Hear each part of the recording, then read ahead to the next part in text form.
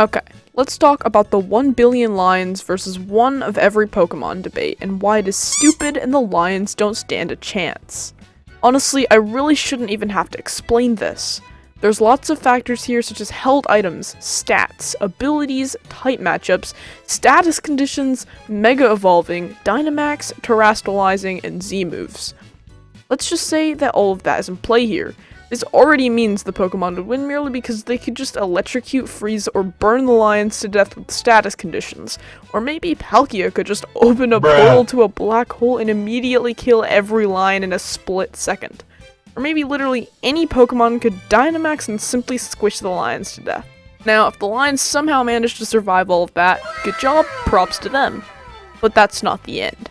There's still many ways the Pokemon could easily win, but by far the one I'm about to show you is literally proof that Pokemon will come out on top. So, many of you probably know the Pokemon Shedinja by now.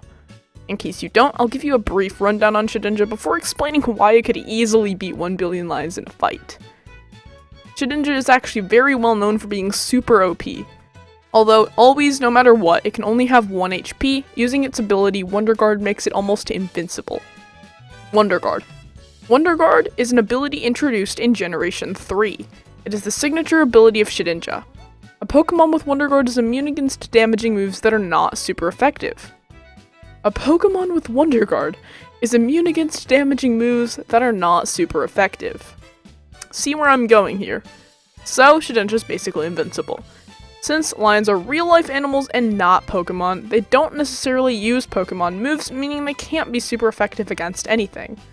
Now you could argue that lions learn Bite or Crunch, but I disagree because even though anything with teeth could bite you, the actual Bite and Crunch moves are specifically Pokemon attacks. So, the idea would be that Shedinja just waits there with leftovers if it gets hungry, while the lions fail to damage it, and then they all eventually starve to death.